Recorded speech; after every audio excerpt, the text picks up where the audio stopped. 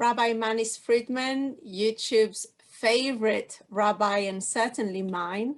Thank you so much for joining us today on this channel. One topic that really I hold very close to my heart. It's a topic that so many of my students have really been struggling with, and also my listeners, is how to find growth through times. We know that especially now, people around us and including ourselves, we go through really times of difficulty, times where we see no way out, we might not have any hope. But we know that during these times is where we can also gain growth. And I wanted to invite you to share some of your wisdom and your thoughts on this subject.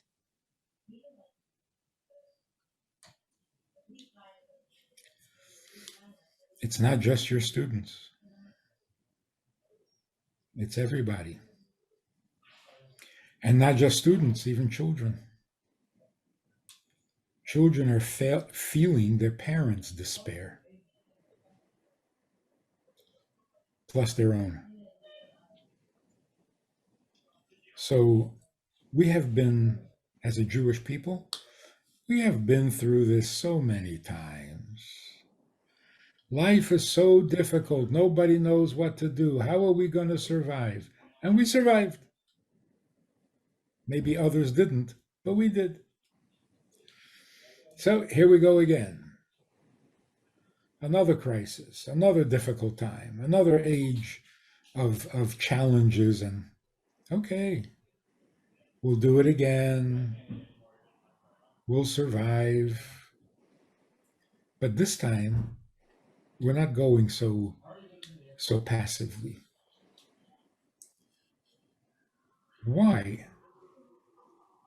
Why do we need to survive? If you want to really be cynical, we survived Egypt, the slavery in Egypt. So what? We survived the destruction of the first temple. So what? There was a destruction of the second temple. We survived the destruction of the second temple. So what? So now we've been in exile for 2,000 years. So what? We survived the 2,000 years. Well, great. Now what? Well, now we have our own land back. We have Israel back, and we got plenty of problems there. We're going to have to survive this too. Yeah, and then what? This surviving thing is getting boring. It was exciting when we could prove our ability to survive. We've proved it. Okay, now what? Today, the question is much deeper than can we survive? The question today is, why should we survive? And it's not coming from depression or from despair. On the contrary, these problems we're facing now has opened our eyes. You can survive a bout with COVID. You can survive. Good, very good. So what? So you survive. Something new, something fresh is blowing in the wind. We don't care anymore. Living, dying, that's not the issue anymore. The issue really is why? Why live? Why not die? Why? Just because you're afraid? You'll get over it. It only hurts for a minute. Now what do we say? What do we tell our children? Kid says, I have to clean up my room? I didn't even ask to be born. Well, what do you say to that?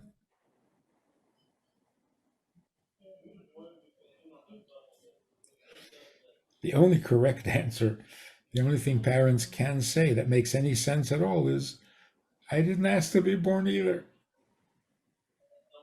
And grandma didn't ask to be born either.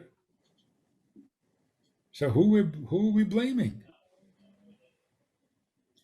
But this kid, 11-year-olds, 10-year-olds are saying, I didn't ask to be born. Don't put him on antidepressants. Don't rush him off to therapy. First tell him that he's right and that he's smart. It's so true. Nobody asks to be born. Children today are way ahead of what we were at their age. We weren't asking such profound questions, but they are, which is wonderful. But we got to know the answer. So the anxiety of today, the unrest, the restlessness is down to the ultimate question of life itself, which we have never answered before. And so we have to really dig deep into the Torah, because human beings are not going to come up with a good answer. If you keep on the subject, if you keep thinking about it and you keep studying it, you will come to the conclusion that you didn't ask to be born, you don't need to be born, so what would be so terrible if you were no longer alive? God forbid. And we say God forbid for a very simple reason. Not God forbid I should get sick because I really don't want to get sick. God forbid, not I forbid. God forbid that anybody should die, because that's not what God needs. So it goes against God's plan. So it's God forbid. Out of compassion for God, it should not happen. A person sins, God forbid, meaning this shouldn't happen to God. To the person, nothing's happening. He's good, he's bad, he did right, he did wrong. What's the difference? He doesn't even need to exist. To God, it makes a difference. To him, everything makes a difference. Which means that to him, everything you do is important, including the things that are not important to you. Nothing should be important to you. You're just a guest in his house. So whatever you get is nice.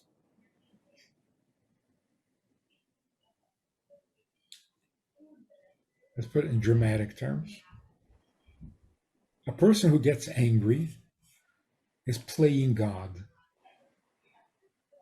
Because only God has a right to get angry. Because it's his creation, his world, and you're messing it up. So, yeah, he gets angry. It makes sense. A human being getting angry doesn't make sense. What are you angry about? God gave you life to enjoy. You don't enjoy it, quit. What are you angry about? So getting angry is like playing God. But the same thing is true if you feel needy. I need. Whoa. You're not God.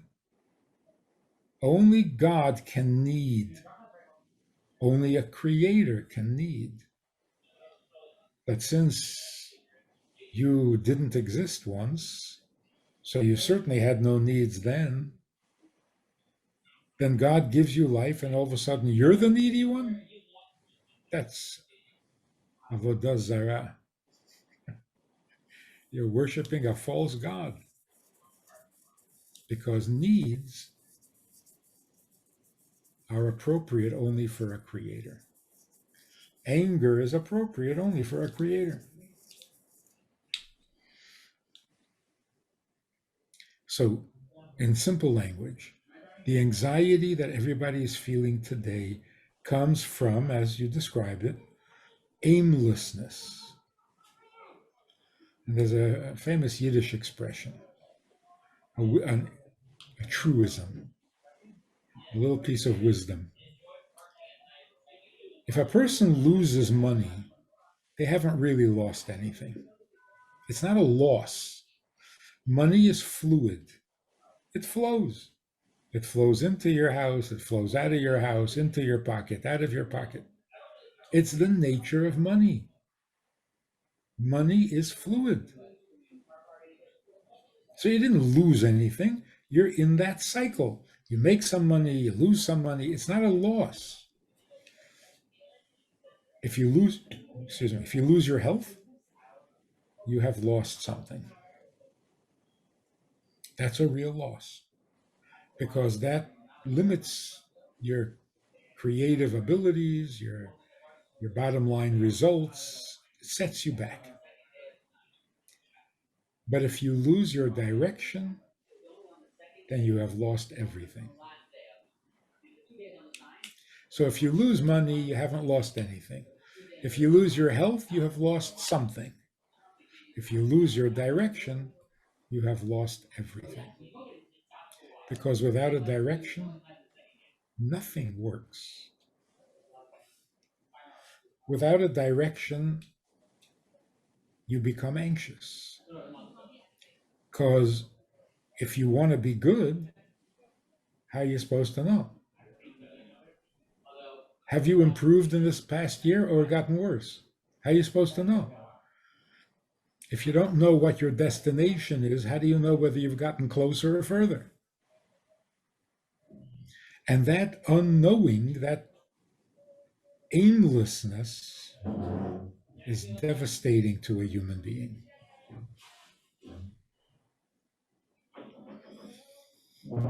Essentially, a human being needs to be needed more than you need to be loved. You can live without love. It's not enjoyable, but you can live without love. You cannot live without being needed.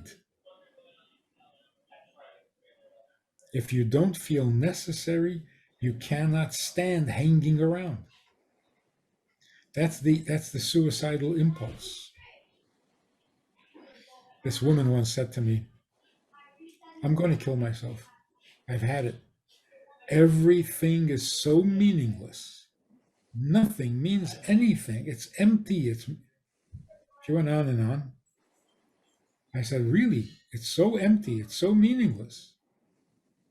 Then why do you need to kill yourself? Sit, wait. You'll die eventually. What's the hurry? Killing yourself is so ambitious. You got to go, you got to arrange, you got to try, you got to. What for? It's all meaningless. Just sit and get old. Can't. Which proves that the whole theory of evolution is not true. We don't have a survival instinct because we would gladly kill ourselves and not survive for the right reason, for a proper cause, for some idealistic concept. People are willing to give up their existence. So we're not here to preserve ourselves. It's not true.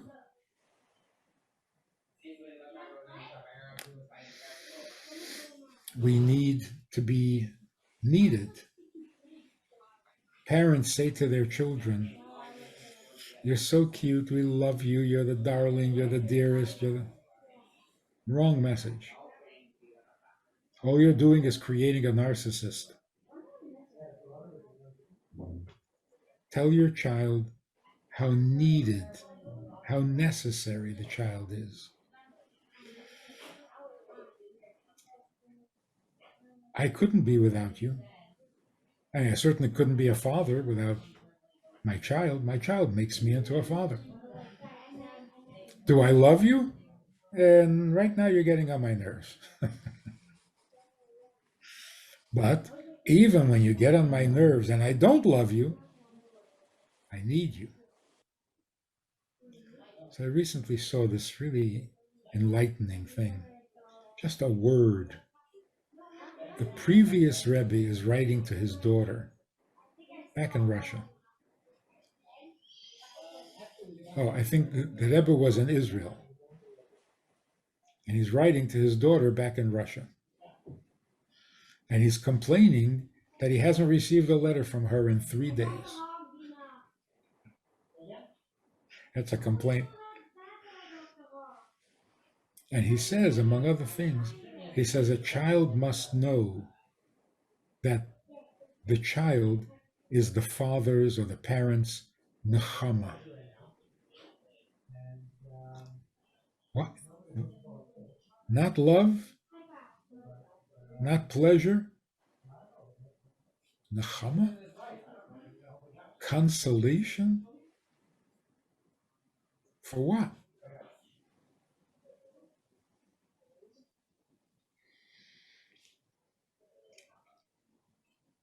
A child has to know that their very existence saves their parents from existential anguish.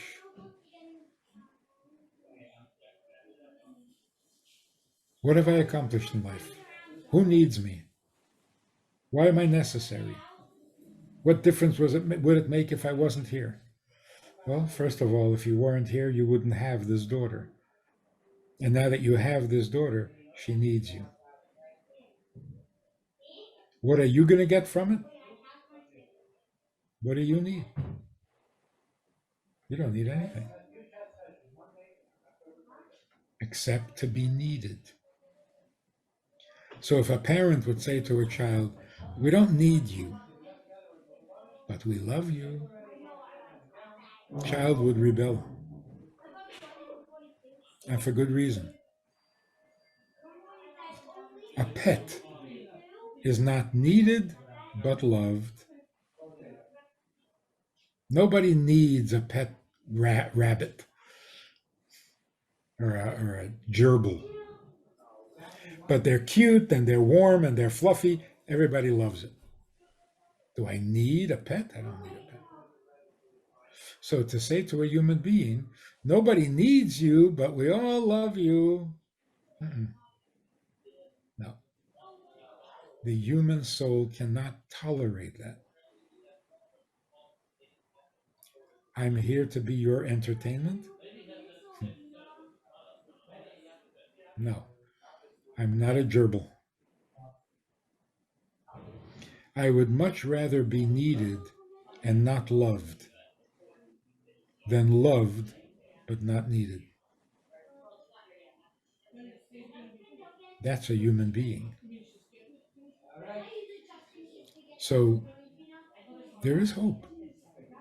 And it's not far away and it's not lofty and philosophical. And no, it's who we really are. We always were, but we got distracted. We thought that life was all about getting my needs met, knowing that nobody gets all their needs met. So we're just frustrating ourselves. So here's what you have to tell your students. Stop agonizing over your needs. You're just weakening yourself. Free yourself of all needs because they're not yours. You personally would be better off without them. You have to have a good meal 3 times a day. No, you have to stop needing meals 3 times a day. But you can't. So ask whoever created you why he did this to you. Why did you design me to have to eat every 3 hours and sleep every 12 hours? Why? So that's why when God comes and says, I want you to eat kosher. Don't eat pig, eat cow. Our attitude should be, sure, whatever. What do I care? This whole eating thing is not my idea. So you invented eating for some reason of yours. So tell me what you want me to eat. Tell me when. Tell me how much. Whatever you want. I don't care. Eating is not my thing. Sleep? You tell me. When should I sleep? How long should I sleep? How should I sleep? It's your project. Just tell me how. Those are the mitzvot. That's the entire Torah. It's God telling you how to do what He needs. Who corrupted it and turned it into our needs? Not healthy.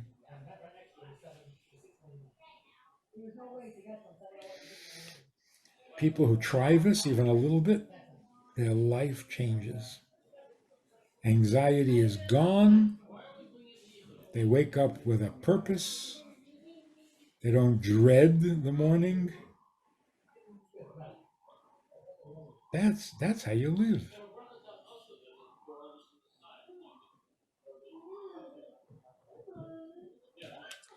Rabbi, you said that without direction, life is devastating.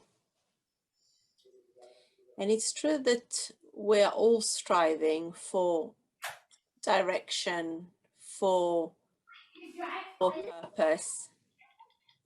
What would you say would be the way to find it so we can live with meaning? Check out, you can even Google it. Check out what has been consistent presence, importance in Jewish life from the beginning till today. Find the one thing that has never changed, that has never stopped, that goes on and on eternally, and latch on to that. Don't make more experiments. Don't start a new philosophy. Enough of that. Look at what has always been true.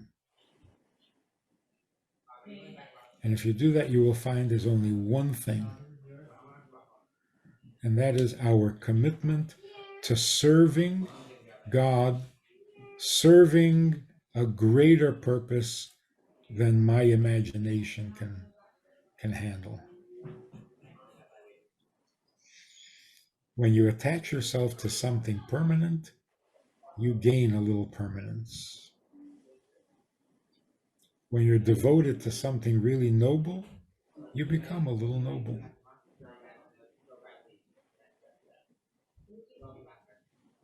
So any mitzvah,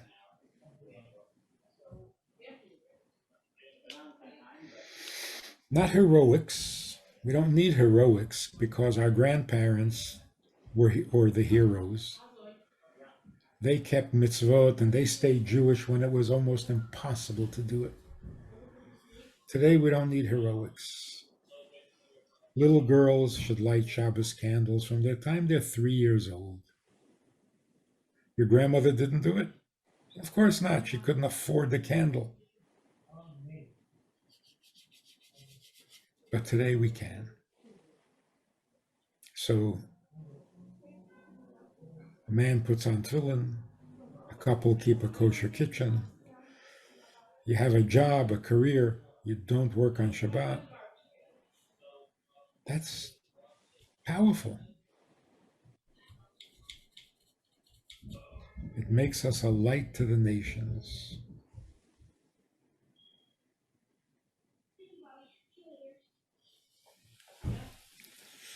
And being a professor gives you a certain degree of opportunity and responsibility. Don't just teach what they tell you to teach.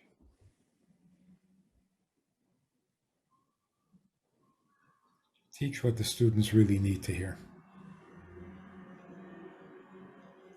And it's not about gender fluidity.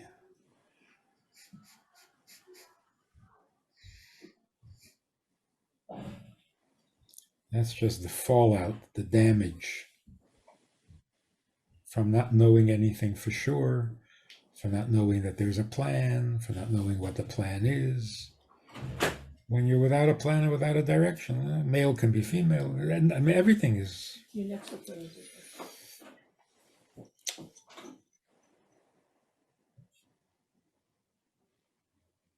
So that is the message. We are closer to the truth than ever. And it's because the confusion and the darkness is so convincing. It convinces us that there must be an answer.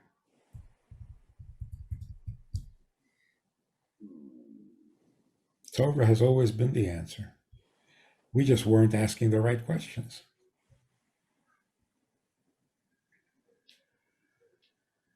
And if there is one question that somebody should ask when waking in the morning, what would that be? What can I do for God's world today?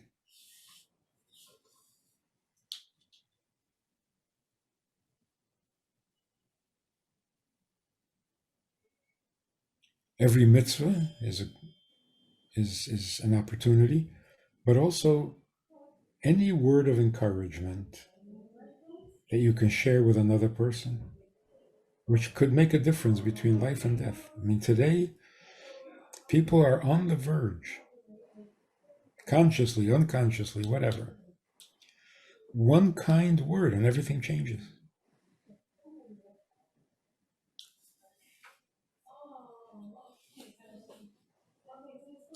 Rabbi, thank you so much for your time. It was a pleasure and the fulfillment of an obligation. We can't be quiet. We can't let people suffer unnecessarily. Yeah. So thank you for the opportunity, and let's make a difference in this world. We got nothing else to do. Might as well. Might as well.